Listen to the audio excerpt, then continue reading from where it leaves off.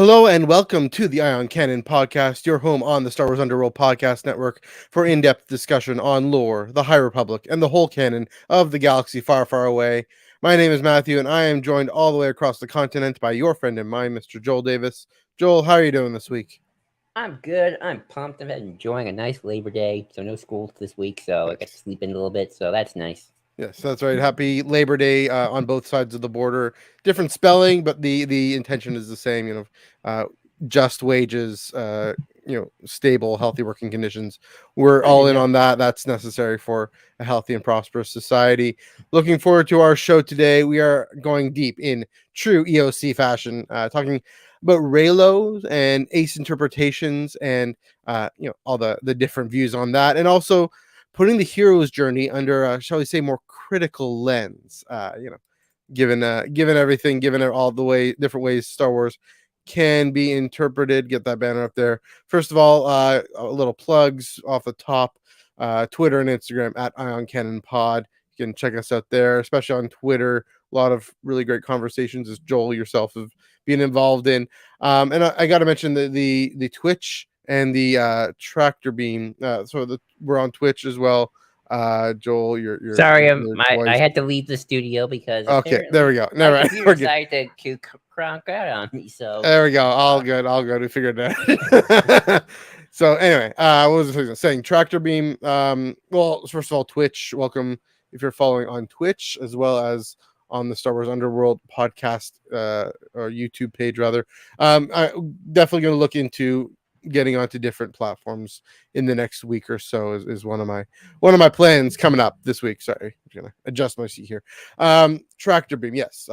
Every Thursday or Friday, comics come out Wednesday, Thursday or Friday. I go on to I talk into this mic here all about the latest comic book, and this past week was very strange, a very different sort of comic book. I focused on was just Obi-Wan number 4. Obi-Wan Kenobi number 4, in a very unusual moment and a usually deep moment and poignant moment. So head on over to our Spotify feed to check that out. Also, in terms of our audio only or audio, if you're driving or if you just prefer to listen, it's supposed to just watch, or prefer to just listen, it's supposed to watch. Yes, check out our Spotify feed for all our full episodes as well. Going to look into different podcast catchers, and that probably won't take me too long to set up, but it'll be get the word out in multiple ways. All right. Before we dive into our topics, we've got a few things on our mind. Joel, you mentioned a little thought. You had a tweet you wanted to talk about there. I did, but I forgot, and I'm glad I remember because you mentioned a comic book. I was on our good friend Chris Abbott's Star Raptors podcast. Yes. And Outer Rim Transmissions, it's on now on YouTube, where we talked about comics, we talked about all the books of the summer, and we had a good time doing it. So check me out if you want to see meet this lovely face on the internet. But yes, I did. So I had a tweet, as you know me, I love to go on the Twitters and see what people are saying. It was one of those responses to one of those negative sequel trilogy tweets about like, what's the sequel trilogy about? Oh, you froze. Okay. And I was like, like original trilogy, something, prequel trilogy, something, sequel trilogy, question mark. And then, thankfully the sequel trilogy fans came in with their interpretations and stuff like that. But they mentioned something, and I actually have the tweet with me right here. I did not forget it. The sequel trilogy. It's about, the happily ever after is a lie. No victory is definitive. This is from Phyllis Skywalker. Fluis off Exegol, something like that. Yes. Yeah. That's their handle. No victory is definitive. We all in a constant cycle of good against evil that will last forever. As lives may end, but stories don't. And this was interesting to me. Because that's I don't want to know if it's like a definitive criticism of the sequel trilogy. It is one I've heard from friends. One of them are like some of our good friends, like our good friend Dan, your friend, there is no grand victory, there's no ultimate battle that finally says, okay, we're good, we're done, history's over, 1,000 years of peace, or forever peace, and obviously it does undo the fairy tale and they lived happily ever after Return of the Jedi, which to be fair, anything after Return of the Jedi is going to do. Doesn't could be the Thrawn trilogy, could be Episode 7. That's just which is what happens when you make more stories where Right. the original creator said, "I'm done. I'm done. I'm tired. I have a lot of personal issues. I want to be done and just raise Yeah. my kids." Good on George. Good on George.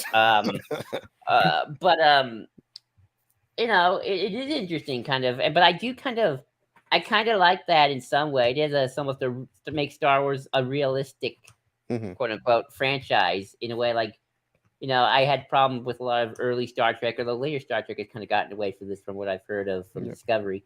Of it's like the end of history, that kind of 90s idea of like the end of history, the end of the Cold War, the end of the battle of good and evil. Although far more complicated in the Cold War than there is no true good and evil there. But you know what I mean.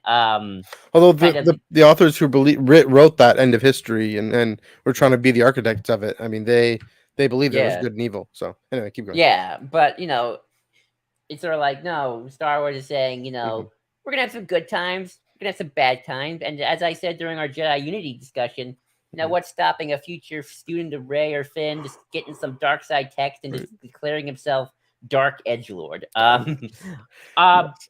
but I'm curious what you think, Matthew, in terms Yeah. of as my theologian, and especially Christian theology is all about the apocalypse Yeah. and the final battle of good and evil. I'm Mhm. kind of more in what Star Wars is saying. It's like it never ends. It's gonna be good times, it's gonna be bad times. Let's try to aim for good times always, but sometimes we're gonna have a couple of bad decades or bad centuries. Few bad decades, Uh, few bad centuries. I um, mean, yeah. So a few things there. So when Chuck Wendig set out to write his Aftermath trilogy, I mean that's the when you talk about writing a story after Endor, you're gonna have this ongoing need for conflict because all good stories need some sort of conflict. The best stories have internal conflict, but Star Wars always works on all three, the cosmic, the galactic, and the personal, or the spiritual, the political, and the personal. And usually there's a thread line, a through line through all three of those. Yeah, I mean, here's maybe a more general comment: is anything you hear that's a criticism mhm. is actually more a struggle to adapt to a new reality. A criticism in Star Wars, struggle to adapt to a new reality of Star Wars. So yeah, uh we had the Battle of Endor, we had Return of the Jedi in 1983. Dun, dun, That dun, ending is dun. it's a party. It's a great ending, and then in whatever 2014 or so, we're continuing the saga. I mean, even before that, right? I mean, I do still. I've said this multiple times. uh Hatred of the prequels is because people had this idea in their heads of uh what this was going to be like and was supposed to happen in this time period. Turns out it isn't, because George just did his own thing and had the definitive answer for it. Right. And people didn't like that, and it just felt different and looked different. And so there's that example. But then yeah, you have this announcement in whatever, I guess 2012, that they're gonna come out with Force Awakens and the sequel trilogy. uh yeah, it's a change to wrestle with, that there's another conflict on the horizon. We thought this was over. We thought we were settled and satisfied in our fandom with this story. And so yeah, I think there's a little bit of that. um we do like a good ending, a good satisfied ending, because in part because our world, and what Chuck Wendig is getting at, in setting out to write his trilogy, was our world is messy. There is always going to be another evil around the corner, possibly, right? And you want to bring in the Christian conviction. Yeah, we actually can't assume the end of history until it comes to us from above. And again, there's a whole other uh, thing I could get into there, but for the time being, for now, we have to continue to do the best we can, what we have. And we will always, again, the internal conflict, there will always be conflict within us as well. And so we can't presume to have the end of history. And that's why we look back on the Cold War. Some of us say, okay, especially those of us who didn't necessarily grow up in the US, you look back and say, good guys, bad guys, like Complicated in at the that. in the scroll to Revenge of the Sith. Heroes on both sides, evils everywhere. DJ, good guys, bad guys, made up words. Interestingly, this is the our week in Star Wars a little bit. I started watching For All Mankind over on Apple TV, and it's an alternate history that posits what if the Soviets actually ended up being the first country to land on the moon, land a human being on the moon, and then their next mission, it's the first country to land a woman on the moon, like, and so kind of using that actually to look at America and see what was holding American society back, and Western Canadian society as well, Canadian society, North American, Western European society back in the time. Obviously now we still can't presume, right? We still can't say, oh, we've actually solved all these things, we've actually sorted it out. We're going to look back probably in 50 years from now and say, what, we believed that, we did that, we held on to that, we accepted that. And the scariest thing is we actually don't know what that is. So bringing it back to Star Wars, yeah, I mean, one of the things I struggle still with Rise of Skywalker is, did it justify the existence of the sequel trilogy or not? There needed to be some way of giving good reason why we're still telling the story of the Skywalker family. Now that I've had a lot of chance to chat with you, Joel, and think about it, I am a little more satisfied. I think, Adam Christopher did such a fantastic job of connecting that in as well, and having time to sit with it. But I do think people struggle with, why are we still telling the story? But I mean, that could be the answer. A difficult thing to wrestle with, coming back to full circle. Yeah, I mean, that would have happened regardless of whether you got Rise of Skywalker or not. I feel like, I think it started with Episode 7. Really, it's like you're continuing a story not from the original creator. Obviously, that's always a tug, but also just, when, again, as I said before, when George made Episode 6, his prerogative was, I am done. My wife's divorcing me. I want to get all this over with Star Wars. Let's wrap up all this stuff. Emperor's dead. Yay. Maybe I'll go back to tell Luke Skywalker, Anakin Skywalker's backstory. But that's it. I'm done. Game over, man. EU book, do your thing. I don't really count them. So, so yeah, I think that would have always have been a struggle, regardless of, whoever did Episode 9. And who's to say if Colin Trevorrow would have done a better job of justifying it? Maybe, I don't know, but maybe. I've read the script. You got some things I like, and other things I don't like. Yes. See, makes sense. Before we move on to my Eyes on Screen Week in Star Wars, we did switch this up, moving over to the Underworld Network and the Underworld YouTube page. Slight little background rebrand. See all the books. There we go. Thanks for noticing, Hannah. Appreciate it. Let's do your week of Star Wars. What did you do? Yeah, so I watched Rogue One again on IMAX. So it was out, of course, from, I guess, Friday to Thursday. So I was able to see it with Dom this time on Tuesday. And one little thing, just a bit of a teaser, we are going to actually do a longer look back on Rogue One and Andor and radical politics and whatnot. I noticed, given how everything with the series coming up, the question of what does Andor have to live for? What is he willing to die for? Because we know what he's willing to kill for, but and I think the series will focus on that. But I was finally able to see in Clue 1, in the moment he realizes, oh, I have something to die for and to live for and to fight for, not against. And it is the moment where he's on the hilltop about to assassinate Galen Erso, and he sees Galen step out in front of the firing squad and realize, oh no, I gotta actually defend my engineers. Krennic doesn't executes them all anyway. But it's one thing I'll say there is it's interesting, given what this series is coming out. It's changing the way, I think we've said this before, changing the way we watch Rogue One, changing the way we see what we focus on, because Rogue One is Jin's story, but we're getting so much with Andor that I wonder if it's gonna make Rogue One more Andor story as well. I was thinking about that the other day, and I said to I was thinking, I've gone on this before. I always feel this is my kind of semi-criticism / kind of intriguing thing about Rogue One that has similarity to Phantom Menace.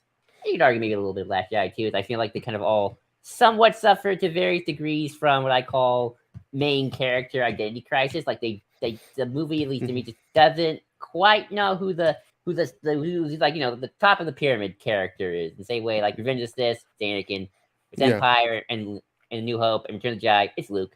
You know, was Episode 1, it might be Padme. I like it Padme. That's sort of my go-to. And with Rogue One, I mean, you know, with Last Jedi, it's Rey or Luke. It's one of those two. Probably more Rey, but you know, it's yeah. Rey.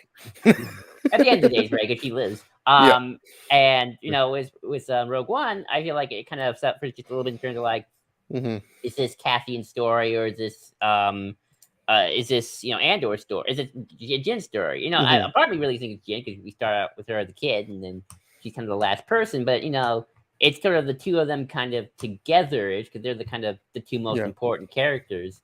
But it's gonna be interesting with Andor, or I call it Andor coming out. You know, we're probably gonna see Rogue One more from Andor's point of view because he's getting a whole series about it.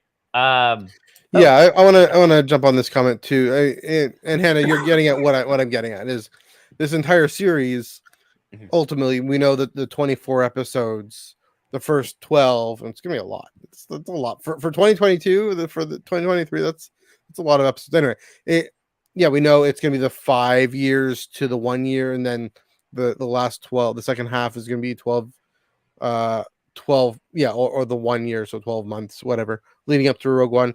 It's all leading up to that moment where he's got the sniper in his hand, in the scope, and seeing Galen Erso, someone he's told to see as an enemy, and actually, no, I'm gonna actually find something to fight for.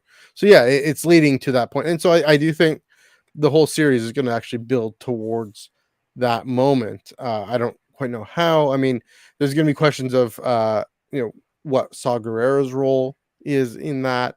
You know, what we talked about last week with Mon Mothma being the kind of somewhat more moderate view, more moderate voice, but also see what the more radicalization of Andor looks like too. Oh, totally. It's gonna be, you know, I'm quite fascinated to see how Andor and Rogue One kind of all nicely gel together because it's the same people too. So you know, it's gonna be interesting. I think they're gonna make a really nice that's a little, you know, smoothing together. But with that being said, let's go to our first topic now, shall we? You know what, Matthew? I'm actually gonna give this one to you as well because this is your tweet.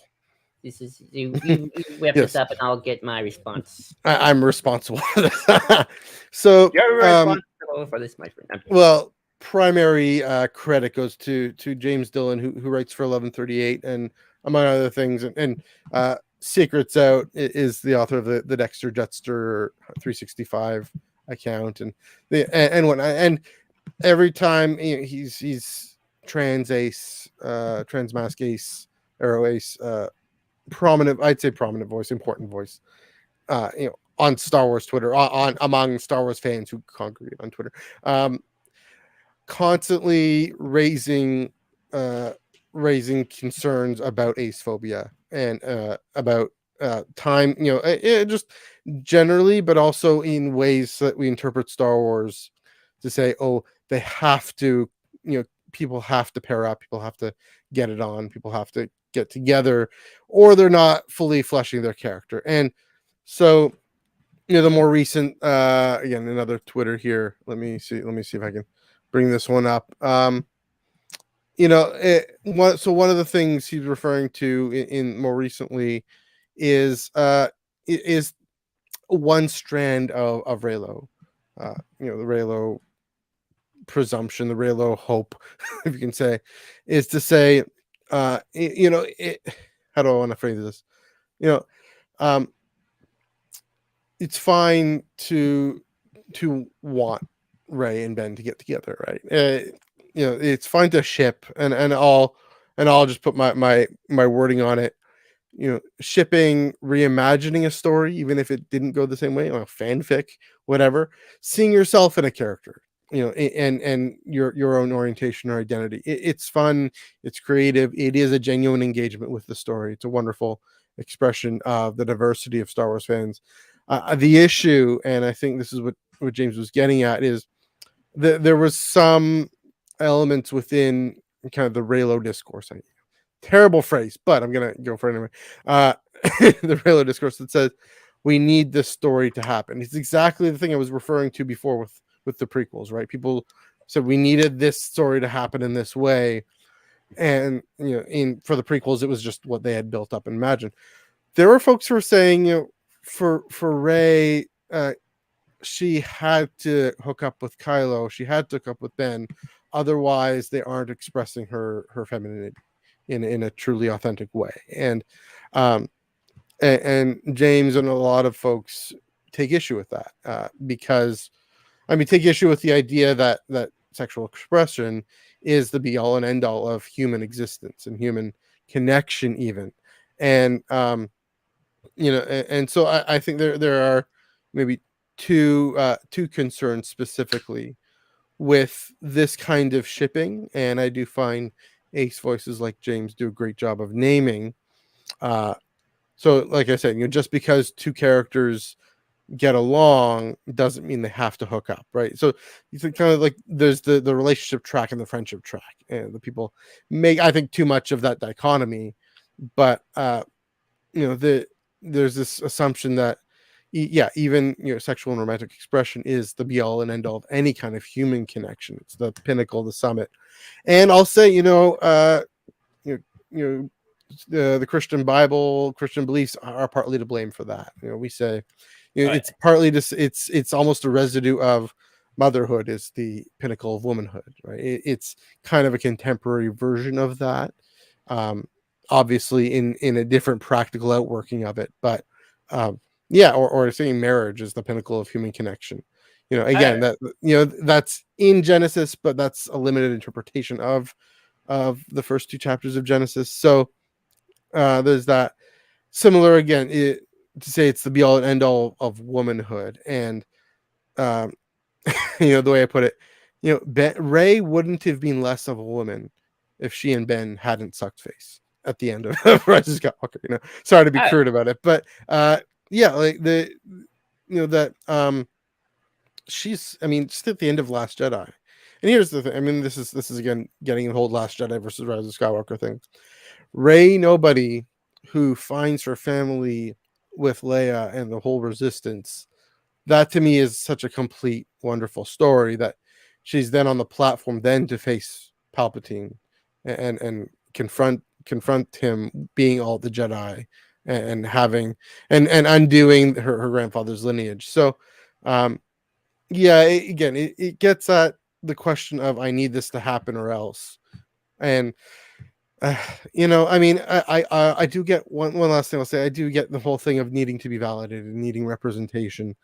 There are plenty of examples. You talk about it's not the same thing. I'm gonna get in hot water. Please don't cancel me. It's not the same thing as, say, Joel, you or I saying, "Oh, I wish they'd represent straight men now," which it's not the same thing. But no, it's not toxic in that way. But there are stories. There are plenty of stories of people, and this again, I think is James's biggest concern, possibly, or one of his main concerns is there are plenty of stories of romantic endings. How about the friendship ending? How about the ace ending? That anything about friendship it's something that we are all welcome to. Watch Shira if you want your romance from with enemies to lovers. Okay, now that I said that, okay, so you did the big society thing, and that's great. So I'll cover kind of my I don't want to say issue. I don't have issues with anyone, but kind of my kind of just observations. Observations. Sure. So, do I think The Last Jedi was intended to be an ace story? Not really. I don't think that was Lauren Johnson's intent. If you see it get the ace story, that's great. All the power to you. That's sort of the beauty and frustrating thing about Star Wars. It's so open to interpretation. Sure. It suffers from what we call big canvas fantasy, which is it's so broad, but that also comes with a lot of problems when you start expanding beyond the kind of the broad story, be it Lord of the Rings, Harry Potter, Star Wars, etc. Um, you know, this is also the whole, Raylo should have happened, couldn't have happened. This is sort of what happens when you do have two and eventually three, because Colin Trevorrow's version was like they weren't going to get together. That was for sure. I read that script. Three The versions Poe, of it. Ray Poe. Yeah, that was the thing. Never Ray Finn. I don't know why. Yeah. Although I feel like Abrams almost went there, but I feel like he changed it to Finn being the Force user, which is probably better. But of I don't want to say having a plan, because I don't believe in that. I don't believe you needed a plan. I just think episode 9 needs just to be stronger inherently and retroactively just make 7 and 8 stronger. Like how 8 makes 7 stronger just by how good that is. And I can get into that in a whole other thing later. But I do think having like maybe, that kind of connective show running tissue the same way George was with the original trilogy, because, he didn't direct 5 and 6, but he definitely oversaw it and definitely plotted out the main story beats, even though Luke and Leia still ended up as brother and sister despite 2 episodes of a love triangle. So stuff can still happen. Weird stuff can still happen. So it's like you got to either commit to something or you got to, I don't know. I trust me, because I do think 7 and 8 did play with the shippers. It did kind of get that crowd, and there's nothing wrong with that. I think Star Wars needs to bring in new people who didn't care about Star Wars before, and I do think 7 and 8 and Rogue One and now Mando have all done a great job of like bringing in people who didn't care about Star Wars before or just weren't into it for a variety of reasons. But it's like it's sort of like you gotta get ready for the consequences of bringing in certain people. Now like you gotta deal with the consequences of bringing in kind of ship heavy fandoms, or just kind of toying with it. And maybe it was like this in the old days where it's like people were like Luke and Leia forever or Han and Luke forever. Although I feel like by episode 5 that was sort of the definitive answer, but maybe not at that time. I don't know. I wasn't alive back then.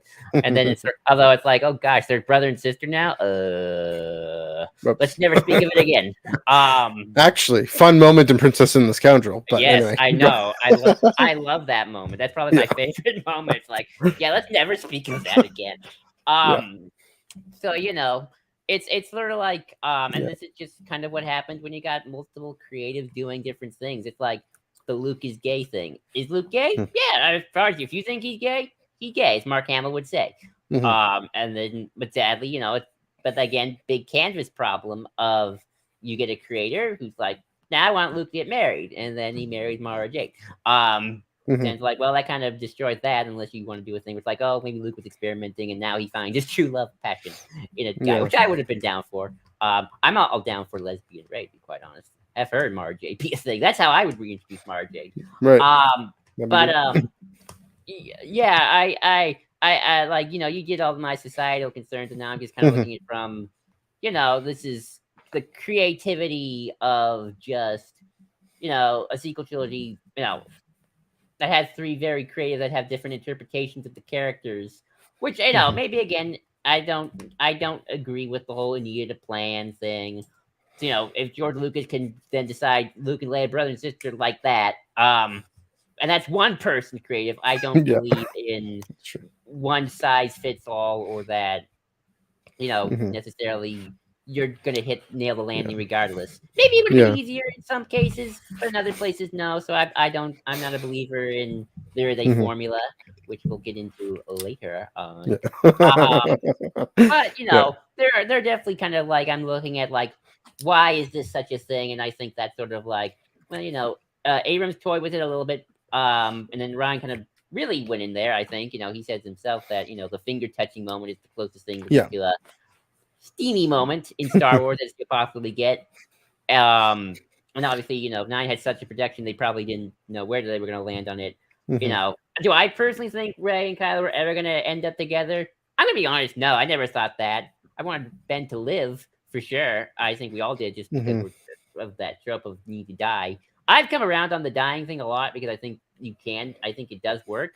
But you know, Yeah. did I think they're gonna end up together and make Jedi babies? Not really. I think maybe that was a fool's hope of Yeah. Gandalf. But I mean, sorry. I just but want no, to say I a few things. Unless I you think keep going. I'm just going to wrap it up and say, that I think the discord comes from a lot of those various things I brought up. So yeah, you respond. Yeah, I mean, I will say, I mean, the Last Jedi, there are some intimate moments between, I guess you can say, call him Ben, call him Kylo, and Ray, and so yeah, no, it's not like what Ray. I'm not saying Raylo's are to lunch. There was, there were good reasons why people saw that. I could see it a little bit on the and another thing to say is it's just one kiss at the end. I mean, how much does that count as an actual relationship? So They there's weren't even in a relationship. That's the thing. they weren't, They yeah, were never in a relationship. He yeah. died. So The I mean, maybe it's a matter of them trying to please both sides without pleasing any. I don't know. It's weird. Like in that. episode 9 case, yes, that's 100% what it is. Yeah. I mean, that's so that kiss it was a weird story choice, but yeah. Yeah, I'm trying to think of where I want to go with this. Again, it's needing some story to happen, and then feeling so distraught that it didn't. Yeah, I guess. I One I thing I do will say, wonder. one thing is worse. Maybe worse than this is the queer baiting around Finpo. Um, Uh, that one. Yeah, I mean, it's one of those things that isn't as clear necessarily in Force Awakens and Last Jedi, but it could have happened. It would have worked well, I think, and people were, I think, more justifiably let down because maybe another kiss at the end of Rise of Skywalker that yeah. is very token, with I forget the character's name, but in that, and then but so you have Finn and Poe relating so well to each other, then Poe ends up being with Zori, or having whatever that dialogue with Zori in Rise of Skywalker. So maybe Oh, it's a tricky thing that they just didn't handle very well by trying to make everyone happy. They made nobody happy because they just gave people token answers. well, I'll just say this Yeah. in terms of I kind of understand it to a certain extent. Hmm. And that's again I don't want to blame it on not having a plan, Hmm. but I do blame it on the fact that you set up some stuff, you get a director who's not very good at kind of landing those things at the first, like finishing off those threads, and I don't know if Colin Trevorrow's version would have landed those threads any better for people, to be quite frank. Right. So you know, uh, but it's sort of like you tease things, and you don't really have an end goal for them outside of True. let's just tease it. Be it Finn Poe, Finn Ray, Ray Low, Finn Poe, Ray, Pen Poe, Ben, everyone mix and mingle. Every director seems to have a different idea of what to Yeah. do. And like I do think like Colin Trevorrow's version. I have a lot of problems with like his philosophy on the Force, Hmm. but I do think he played Finn and Rose's story. He picked up on those threads a lot better. True. And I think Ryan Johnson picked up on a lot of Abrams threads that he set up really well, masterfully as well. So it's sort of like, again, one creative can always go a different way too and make everyone mad. So I'm not going to say, oh, That's true. one creative would necessarily have done the same thing, but it is sort of like you teased it and then you didn't pick up on it, or you didn't go with it in any way. So I kind of get it. And it was again with Finn and Poe too. It's like that's more.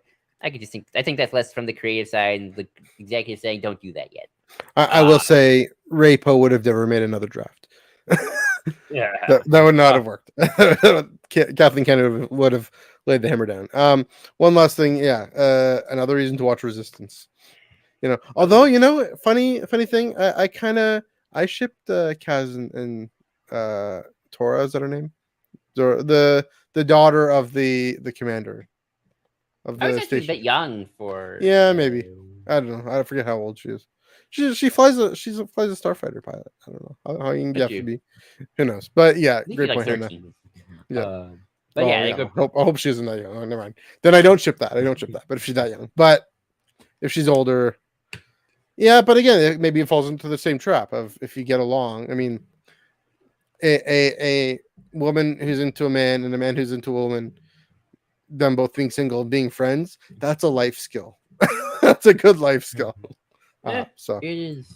yeah. It is. But I think that we're in the halfway point. Let's actually start to our next big topic. And again, Matthew, I think we shall preference this to you because this is something you also wanted to talk. To kind of some events happened.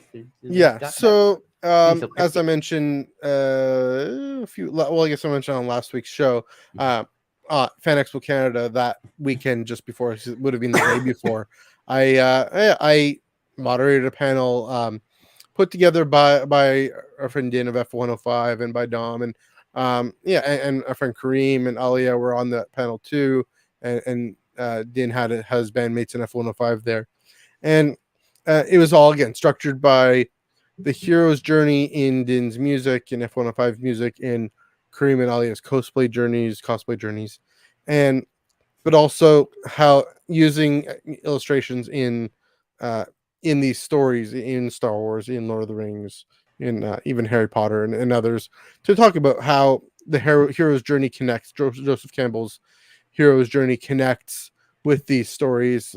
Hero's journey primarily really laid out in detail in Campbell's 1949 book, Hero with a Thousand Faces.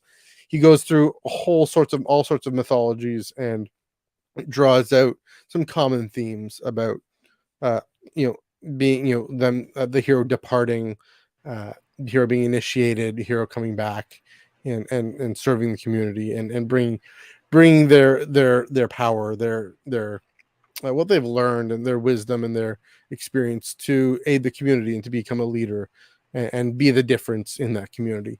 And so it is in mind that I wanted to dive into it, uh, primarily because I mean there are some things I also want to say that are kind of parallel to, a little critical of, but also to say, I do want to preface it by saying that panel is hopefully going to be up on YouTube. I'm happy about happy to moderate it, happy to contribute to it. Go watch it. Happy to hopefully people do go watch it. I don't quite know when I do know the details about when and where it's going to be uploaded. I know Dan on at F105 and other places has been uploading clips of the musical portions of it. And another thing to say before we dive into any kind of critical thing, it is very much a part of Star Wars. There's no denying. We know George Lucas had a script to what ended up becoming A New Hope, and then he read Hero with a Thousand Faces and said, "No, I got to rework this and see does this work." Din was just telling me this.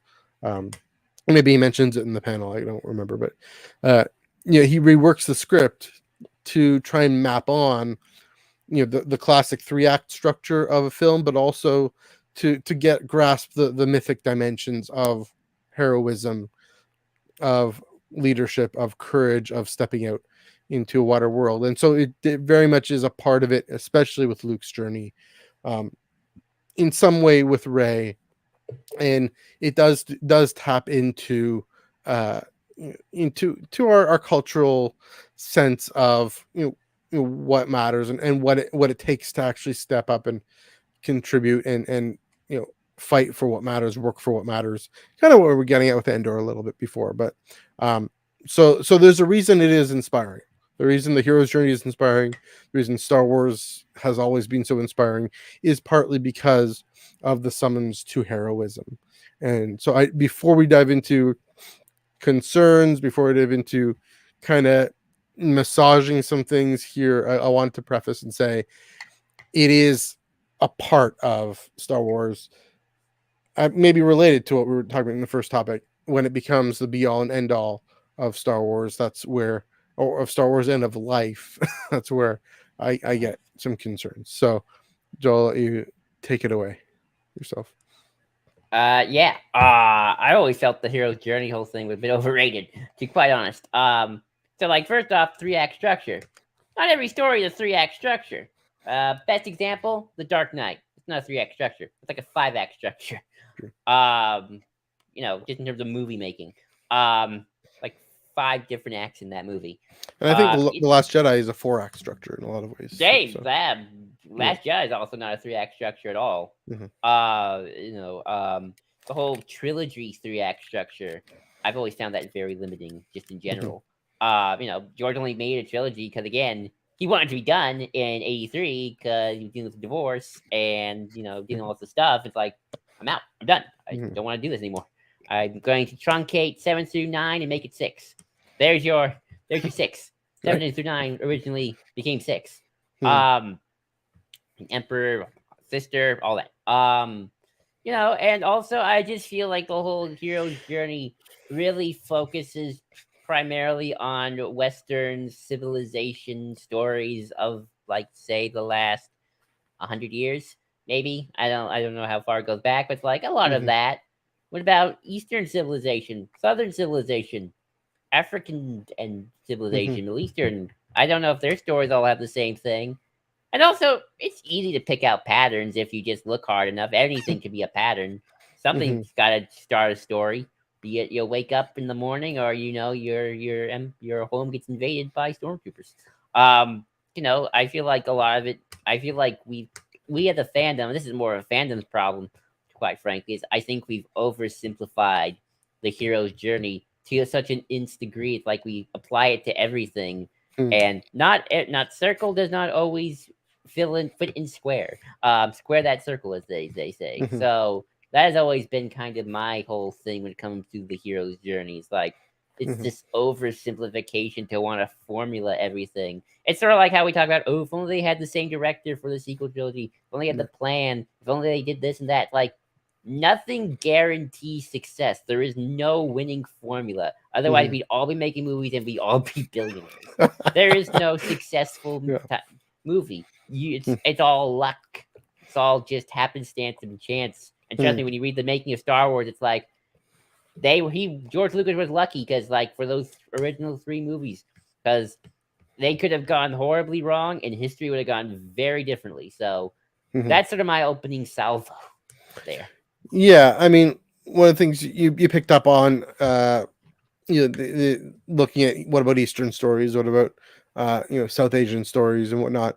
It's interesting. He does go into all over the world. He goes into myths, and sources from all over the world. I think one of what I think you're getting at is a skepticism about a grand synthesis and the way I think Campbell starts to present this is just this common thing that is truly truly common to all of us and to all stories and whatnot. Is there's a singular hero who steps out and uh becomes the main character in their story, and I'm not so sure that's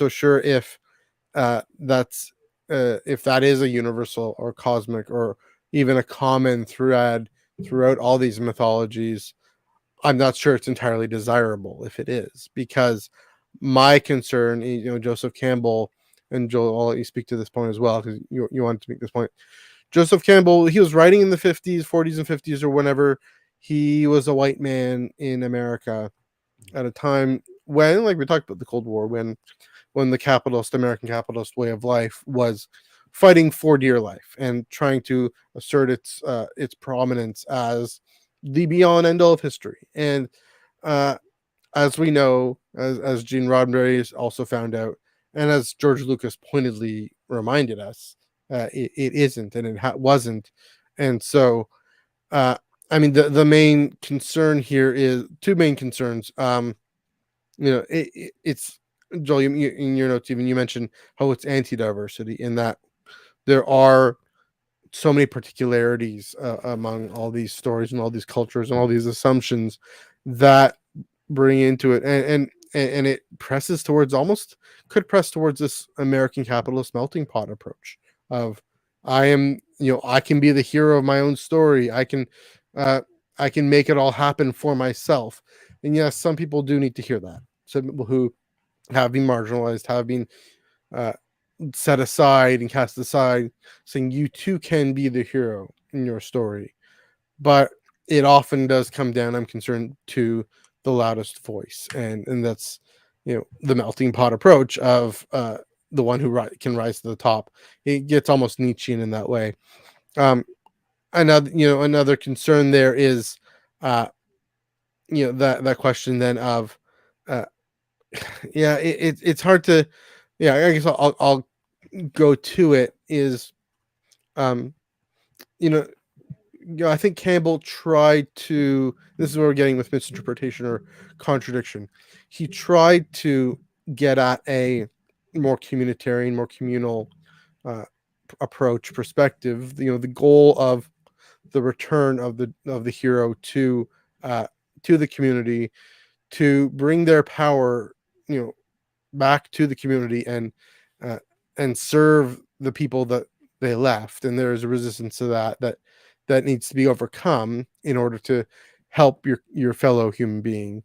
Um, but all the means, that's the end, but it kind of tries to justify this very individualist means of follow your bliss. Just go hear the voice within yourself. You don't need any mediating community institutions. You don't need any church institutions or sacraments or theological traditions or religious ritual traditions or even civic voting patterns or whatnot. You just got to go out there and do your thing.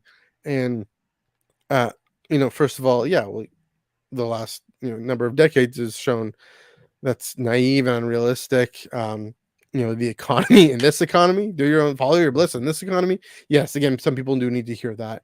Listen to what's in your heart and pursue that more. But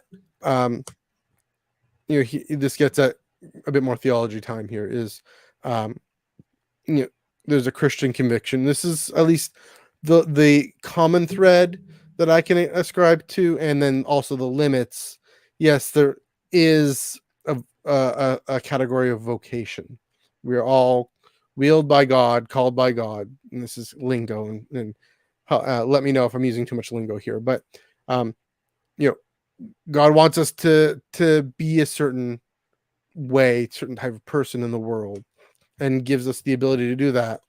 I think Campbell falls back on this very modern American, individualist idea that we already have it within ourselves, and then we have to go fight on our own to go find it. Whereas, the Christian tradition says that the potential is there, but it needs to be activated beyond ourselves. We're made. We have our reason. We have our skills. We can learn, but ultimately the power to do good and to be good comes from the community, comes from those traditions, comes from you can talk about church life and categories of grace, and kind of getting to the weeds of St. Thomas Aquinas, which I don't need to do here. But the point being, it's beyond ourselves. We don't actually earn it. We don't actually make it happen. We practice and we develop skills, but it's something that we're led into, a lot like the way Bilbo in The Hobbit, for example, is. He doesn't actually make in the books. He doesn't make it happen. He's just led into it. And so the inclination to reach beyond ourselves, and this is finally, and this kind of brings us back to Star Wars, but I think there's more that we can talk about. I'll let you respond there. The inclination to reach beyond ourselves is good. The inclination to be better is good. The attempt to grasp beyond ourselves by ourselves on our own without any help, without recognizing our own weaknesses and vulnerabilities, that's the dark side. That is the dark side, and it's denial of our limits. And Luke and Rey are great examples of what the hero's journey can be, what the power of community and found family can be. Anakin is the great example of the hero's journey gone awry. His independence, his attempt to say, only my new powers can save Padme. I will bring peace, justice, security, order. He thinks he's being the hero, right? But he's doing it on his own. He's doing it from a sense of, I need to trump up myself, pun intended. Yes, I went there. I need to trump up myself and make good thing I want to see happen in the world. And it's a bag of bones or whatever. It's a bag of straw. It's and so this is the question: is it a misinterpretation or contradiction, or an internal contradiction built into the hero's journey, to say we're all individually the heroes of our own stories? Is that not what Campbell's saying, or is that a fundamental contradiction to say an individualist means trying to lead to a more communal end? That's a whole lot. Joel, go ahead. Well, I'm actually gonna go out of Star Wars and come up with a couple different examples. Have you ever seen Joker, the 2019 movie? Yes. Joker's the hero of that film. Is he a hero? No. Is he? He in his mind he probably thinks he is. Yeah. But it's not about he is the hero of his story. His story is messed up, and it ends badly. For Gotham, because he's the Joker. Of course he is. So so are we the heroes of our own journey? I mean, in a sense, in our own mind, but maybe I do horrible things like Anakin did. Like I'm, like you and I can rule the galaxy. We can make things the way we want to. Yeah. Starts killing the younglings. Let's kill all the younglings. They suck. And I think of Lord of the Rings, and Frodo is very much the hero of that story. But if you look at it, Aragorn fits more what I think Campbell's traditional hero is. Fraud becomes the call to be king. But in the end, it's about this little hobbit just gotta get the ring to Mordor, and he doesn't even succeed. Frodo gets corrupted in the end, and he's lucky. Gollum slips and falls on an ice cube in Mount Doom. And needs Sam, his brother, to actually be the one to figure it out, right? And I'm going to bring up my favorite show of all time, Shira. The call to action. Her call to action is the sword, and spoiler alert for Shira. Skip ahead. She finds out that the people calling her to action are actually wanting to use her as a weapon to build up their own evil alien empire. So all this time she thought she was going through this hero's journey thing, like this is my destiny. And like, no, you're actually being duped into being a weapon for these aliens. You don't actually even want this, and it's true. She doesn't want this. She wants her love of the life. That she doesn't want to be a hero. She just wants to, her romantic partner. Gay love saves the day for that show. So already there's examples. Oh, yeah, awesome. That's why you should watch Shira, people. But already there are examples of kind of how the mold doesn't fit within the hero's journey. And I think to just box Star Wars into the hero's journey really limits what Star Wars can be in terms of a story and in terms of what kind of stories we can tell. Like, is Andor going to be the traditional hero's journey? Is Rogue One the traditional hero's journey? I don't think so. Is Acolyte going to be the traditional hero's journey? Probably not. In a sense, she'll be the hero of her story, but who knows? Or they will. My bad. They will be the hero of their story, but they're going to be a dark sider. So that will definitely, or at least I think they are. We can only assume. But that is not very heroic. Again, I just think boxing the hero's journey into this thing, gives a lot of anti-diverse elements to it. And you also talk about, the hero being this. It comes off across like, what about everyone else around the hero? It's the job of everyone else, every secondary character, to prop up the hero. It's like, I've mentioned Luke Skywalker at the top of the main character pyramid, and that's true. But like, Luke himself doesn't think like, I don't need anybody. Like, where would Luke be without Han? Where would Luke be without Leia? Without Ben Kenobi? Without Obi-Wan? Without Rey even to like say, hey, get up your butt. Stop moping around and get to work. We got a war to settle. Where would Rey be without Finn and Poe and her friends? Or Leia or Luke or even Han. It's like, and again, where would Frodo be without Sam? That we mentioned earlier. So already I see like a lot of that sort of individualism gone wrong, and that sort of Anakin's thing. It's like he tossed away his friends, and then he got burnt up, and now he's living a miserable life by himself with an old man who constantly puts him down. I love describing Star Wars very vaguely. It's fun. Describe it. Sorry about the Anakin. I know, but let's see. But it is sort of this just oddness to just kind of boiling it down. So, and I just think there's a lot of weirdness, contradictions, Mhm. and coming from a guy from 1950s America, and I've heard probably not the very nicest of men when it comes to not Mhm. white people. At least Yeah. that's what I've heard on the side. Mhm. So, yeah, I mean, one of the things, yeah, you mentioned anti-diversity. Yeah, I mean, to have it takes it's only a certain number of people actually have the means on their own to step out and make things happen for themselves, right? Which is to say, what's the point? Is it really worth it? So the bottom line, yeah, again, is it? Am I misinterpreting? Am I missing something? Do people miss something about Campbell when they say, "Oh, it's this very individual story," or again, is this a contradiction between means and ends? I don't fully know. Let us know in the comments. Let us know on Twitter. Please do help us. Give your perspective. I'm saying I'm wondering actually out loud if it is a contradiction and that there are more interesting stories to tell. So yeah. I mean, I gave some examples, so I hope of some interesting stories. I feel like really Yeah. outdo the hero's journey.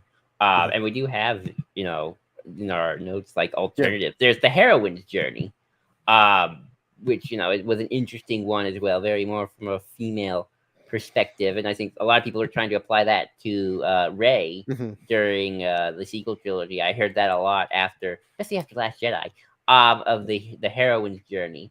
Um, and Yeah. also this goes back, I think to something we talk a lot about in terms of like Star Wars shouldn't just be written by white dudes. It's like where female writers, female directors, Hmm. non-binary, LGBTQ plus, people of color. Again, I think Campbell. I again, let's go back to that diversity thing.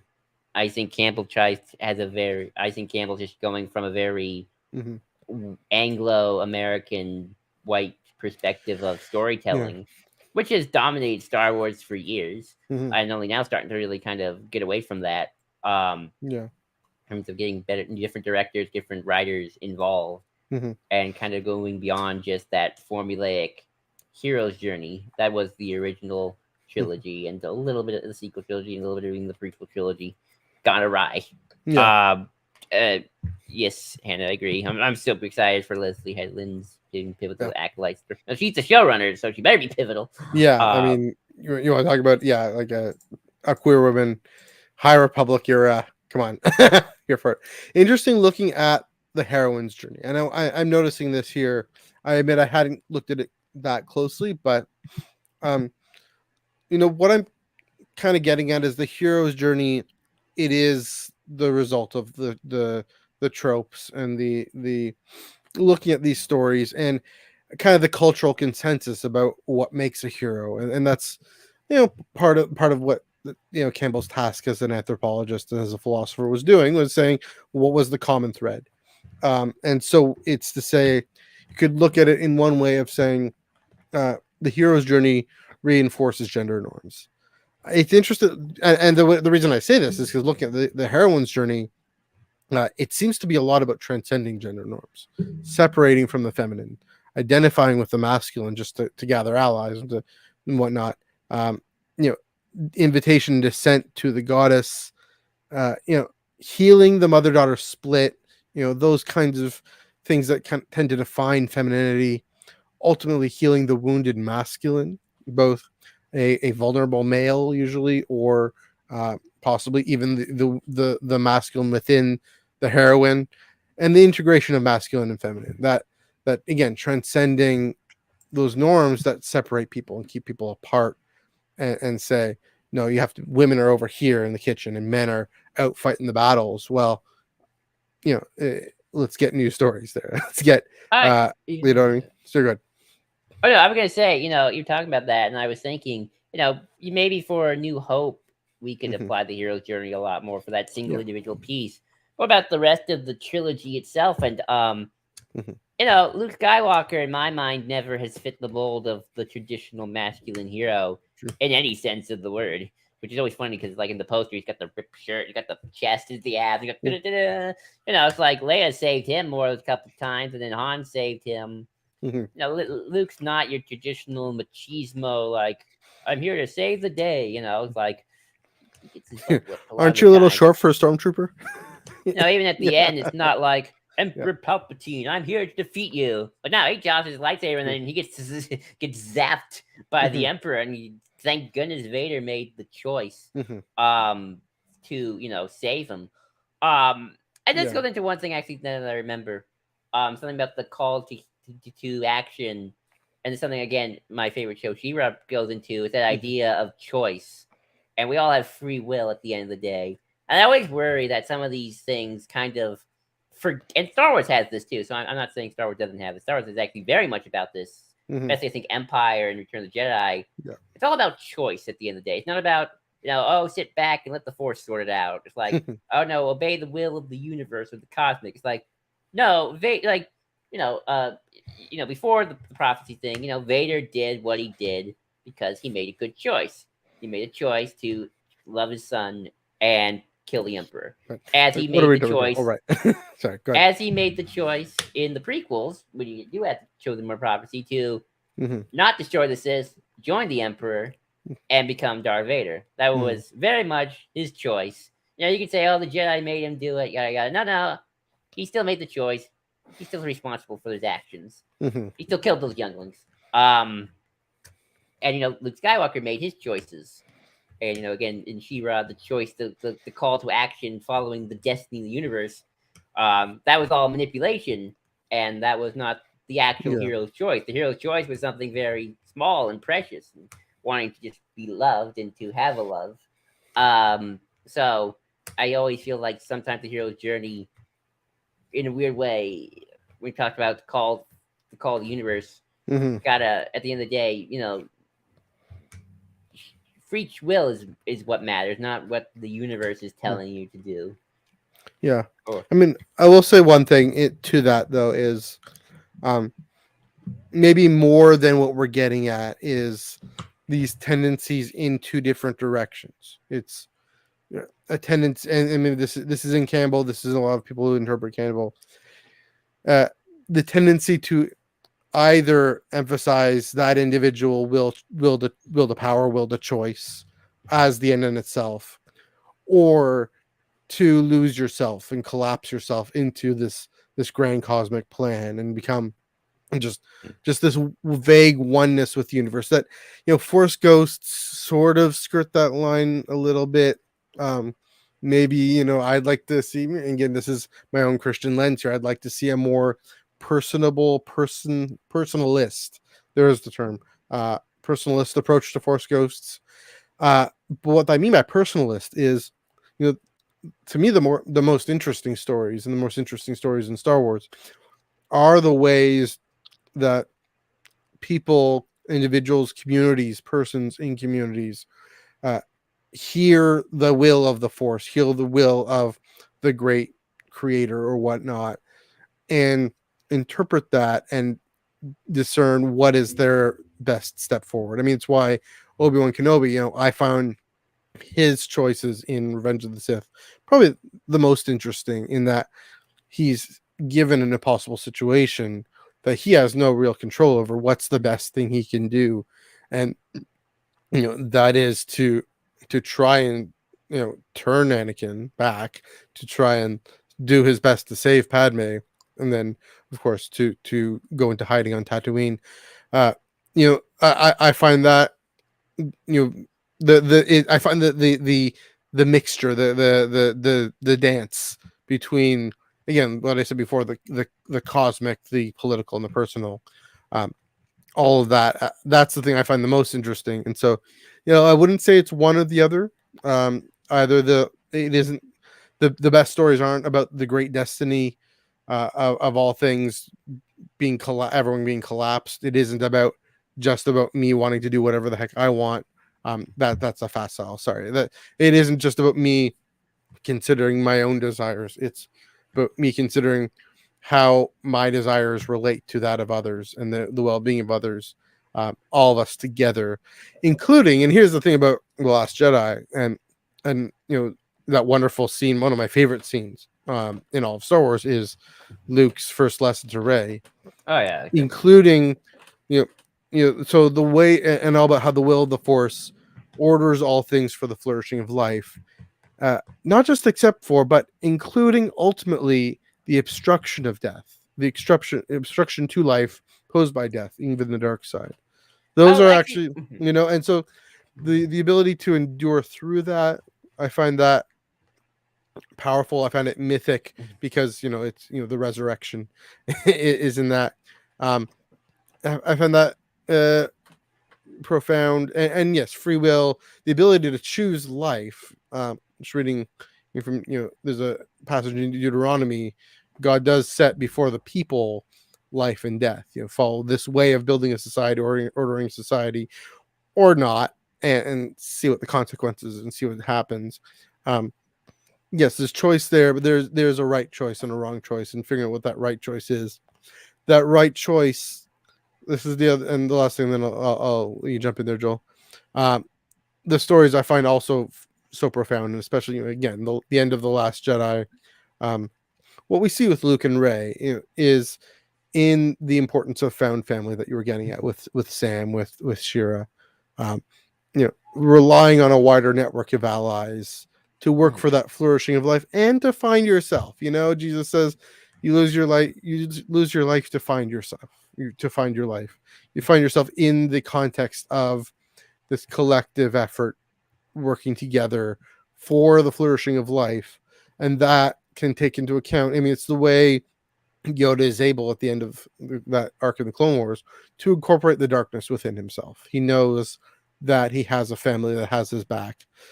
Luke and Rey have to step into that family as not just as Jedi, but as adults, as contributors to taking their first steps into a larger world. And then, of course, again, Anakin, first of all, discards that and spurns that, but then he finds his place in his blood family with Luke, right? At the end. Right. So to me, you want to talk about what heroism is, and The Last Jedi, we've brought this up a lot. It really, the more heroic thing, frankly, at least in our day and age, is to say, I am incomplete without you. I am incomplete on my own, and I need to contribute and be part of what we are all doing together as myself, but not alone as myself. Oh yeah, and that's actually funny. Back to Shira. I'm going to probably about Shira more this episode than the show. But the ultimate bad guy of the show is this individual who made clones of himself, and he's like got this hive mind. So it's all one person. He thinks he's the end all be all. And the dark side is very much like nihilism, and it's like free, like total control, no free will, nihilism to the max. But to go back to Last Jedi, people always think death and decay is part of the dark side. I don't see it as the dark side. I see it as the light side, or just the force. Forget the light side. The dark side. It was in the original trilogy. It was the force and the dark side. And I kind of prefer that interpretation myself, because I just think it's just a little more like the force, light, death, the circle of life. Animals become grass. We eat the grass, and we're all connected to the great circle of life. The dark side, and to actually bring up Rise of Skywalker. Look at it. We got Palpatine making unnatural life. He is got tubes and veins, and he's just trying to hold on to life. He's using unnatural means of the dark side. That to me is the dark side. And that's not like an anti-science thing. I think Star Wars science can be very helpful. That's a disabled person myself. But when you're going against, they say the things in life the same, death and taxes. You're trying to go against death, it's like you can't. And a lot of villains, that's like the most tropey villain thing ever. It's like they hate death and they fear death, and they're trying to go against death, and they're always trying to find ways to extend their life, live forever, just be themselves, have a clone army of themselves, and possess them to live forever. In both Shira and Palpatine's kind of nature.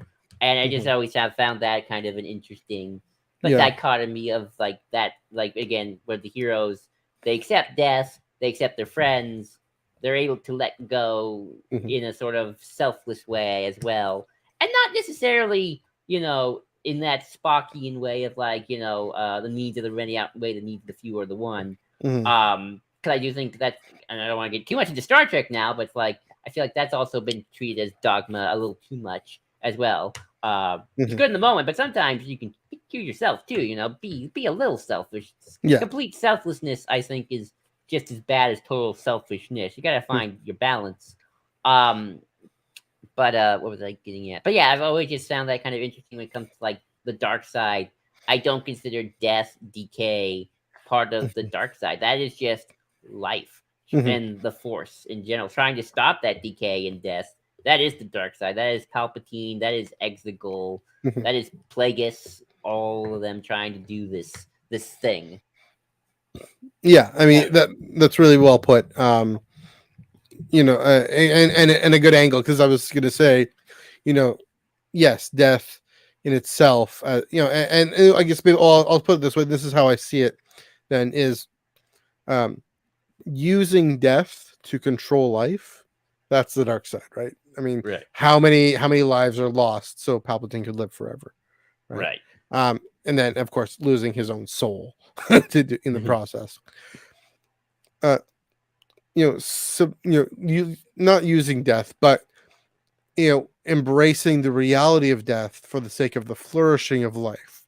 That is why we see the eggs, we see the rotting soil that then becomes fertile soil for new plants.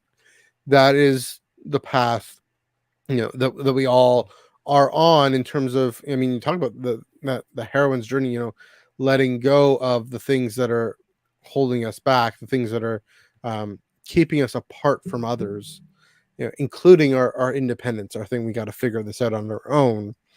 Also, again, like you're saying, the idea that my viewpoint, my perspective doesn't matter is another thing that we Right. have to let go of, right? That we actually have to say, my identity, my voice matters in the context of a wider voice. I mean, that's what I think about when I think about my own gender and orientation, right?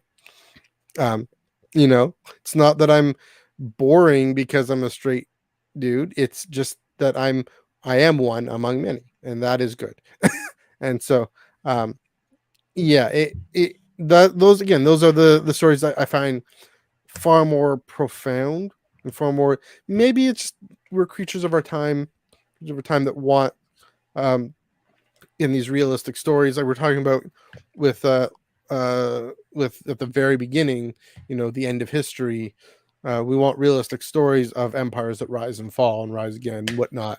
um, we also want realistic stories of people who figure life out together, as I know that's another jargony thing, but who are uh, self-aware of their vulnerabilities, and self-aware of their strengths, and uh, can within that relate to each other well. And those are the stories that I find most heroic and most profound. Yeah, I think, just to wrap things up, I think our ultimate point is, let's not boil storytelling down to a formula. I don't think there is a formula for storytelling. Is Catcher in the Rye the hero's journey? I mean, just about a kid who just goes and, I don't remember Catcher in the Rye that well. Like All Quiet on the Western Front. I don't know. You could tell a story about a guy who's just sitting in a cash register line and something epic happens Yeah. because he's an interesting character. My point is, storytelling isn't the 3 act structure. It's not the call, the return, yada yada yada. I think there are definitely certain things that have similar. Like, you got to start a story somewhere, True. and a character should hopefully change. But I actually no, I disagree with that. I don't think a character has to change by the end of the story. Best example, Indiana Jones, the Raiders of the Lost Ark. He doesn't really change in that story. He just kind of is the same. Indy didn't really change at the end of that story. He got married now, but that's about it. But then they get divorced. He changes more in Temple of Doom. But my point is, there is no successful formula to a story, and I think that's going to be the theme of this entire episode. The whole kind of is. yards. But just one more comment before we head out. And Hannah was playing Battlefront 2. I'm not sure if you're still playing it, Hannah. You are awesome. Keep winning. Yeah, and you do like an audiobook. I love audiobooks. I love how you rebuttal yourself. Yeah. I sometimes come up with my own counter arguments. when you're by yourself, you have a lot of time to argue with yourself in your That's head. true. Yeah. I don't sound crazy. It's how we try and keep it deeper here at EOC. You know, we gotta see things from both sides from a certain point of view, right? But There we go. is there anything else you want to bring up about the hero's journey, Matthew, that we haven't covered, or do you like to cover before we wrap up? No, I mean, I think I did a lot of talking, so yeah. But yeah, no, I'm good. I think I'll go for it. Is there anything you would like to add? Anything more? No, I'm still in that camp of I think the hero's journey as a formula is a bit overrated by the fan base. I think we need to start looking to other types of storytelling in Star Wars, in media in general, and as well, we need to start bringing in different types of creatives to tell different types of stories in this very big universe, because I don't think it's all the same thing. Yeah, it shouldn't be. Short form. Looking forward to Andor. I'm really looking forward to the Acolyte. All right. I think that's a great time to wrap things up. Thank you for joining us, everyone. If you liked what you heard, have some thoughts, have some feels, have some whatever. If you hated what you heard, fine, that's fair too. Please do let us know. In the comments below. Topics. Yeah. I know and I know some people out there who definitely disagree with us, and that's just putting this out in the discourse. Discourse, hate that word. Putting this out on the internet is how we do it here. Please do give this video a like and a share. Subscribe to the Star Wars Underworld channel if you haven't done so already. Also, now that we have it on our mind, Hannah, go over to the Ray side where she's going to be getting going, I believe, in about 45 minutes from now. Not too sure what she's doing, but it's always going to be a fun chat there. Yeah, and keep it locked here. Joel, where can they find you on the internet? You can find me at JID2021, again, JID2021 on Twitter, or you can obviously follow us at the Ion Cannon Pod, where I do most of our tweets anyway, talking about Star Wars and whatnot. Right. That's right. Ion Cannon Pod, Twitter and Instagram. You can follow me personally, Twitter on NEUG485, Instagram MNEUG1138. I can say that properly. Lots of got a bit of some Fan Expo Canada, some my con hall, different photos there. I went to the Canadian National Exhibition this weekend. That was fun. So check out all the food I ate there. That was also fun. Yeah, and yeah, again, our full episodes and specifically the tractor beam that is audio only, that'll be over on the Spotify feed as well. Again, also got to mention Ion Cannon Pod and the SWU, our network, our parent podcast network, and the flagship podcast that goes on Thursday nights. Yes, we enjoy all the Twitter conversations. We enjoy being part of this fandom fam as it keeps on and growing, expanding. Again, here's a great example of lots of folks coming together. All right, next week, I'm not too sure. I'm trying to remember. I think we're gonna talk about more Andor and politics and whatnot next week, and looking back on Rogue One, and then hopefully we're gonna get to Princess and the Scoundrel maybe sometime in the next few weeks. We'll see. Cross fingers. Cross fingers crossed. Yeah, there we go. It's a pretty good read. I'll give it that there. But until then, Joel, let's blow this thing and head home.